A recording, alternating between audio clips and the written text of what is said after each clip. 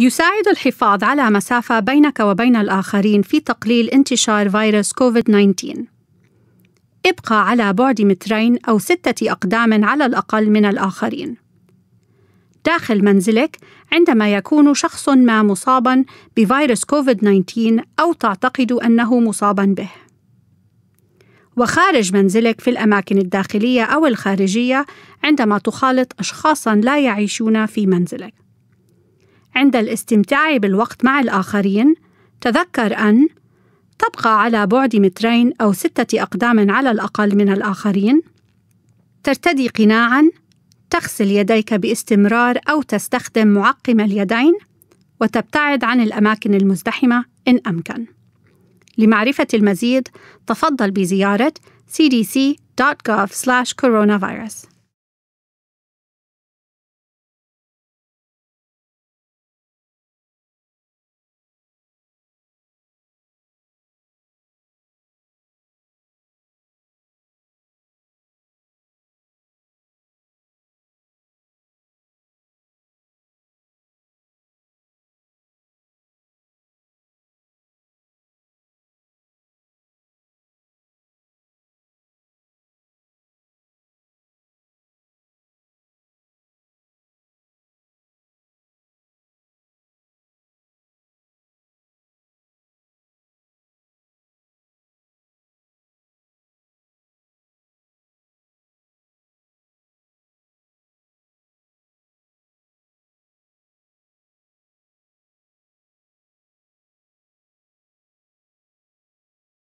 يساعد الحفاظ على مسافة بينك وبين الآخرين في تقليل انتشار فيروس كوفيد-19.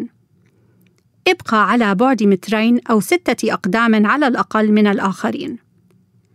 داخل منزلك عندما يكون شخص ما مصاباً بفيروس كوفيد-19 أو تعتقد أنه مصاباً به. وخارج منزلك في الأماكن الداخلية أو الخارجية عندما تخالط أشخاصاً لا يعيشون في منزلك. عند الاستمتاع بالوقت مع الآخرين، تذكر أن تبقى على بعد 2 أو 6 أقدام على الأقل من الآخرين، ترتدي قناعاً، تغسل يديك باستمرار أو تستخدم معقم اليدين، وتبتعد عن الأماكن المزدحمة إن أمكن. لمعرفة المزيد، تفضل بزيارة cdc.gov/coronavirus.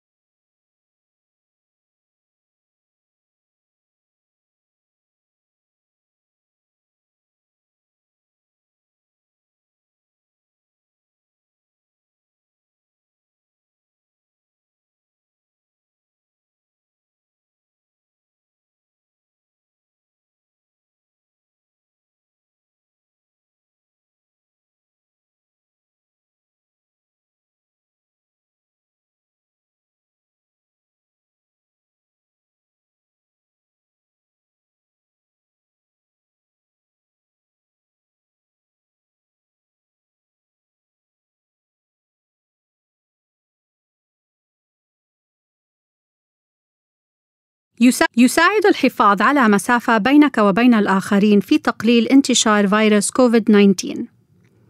ابقى على بعد 2 أو 6 أقدام على الأقل من الآخرين. داخل منزلك عندما يكون شخص ما مصاباً بفيروس كوفيد-19 أو تعتقد أنه مصاباً به.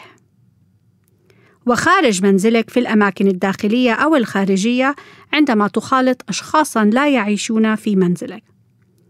عند الاستمتاع بالوقت مع الآخرين، تذكر أن تبقى على بعد 2 أو 6 أقدام على الأقل من الآخرين، ترتدي قناعاً، تغسل يديك باستمرار أو تستخدم معقم اليدين، وتبتعد عن الأماكن المزدحمة إن أمكن.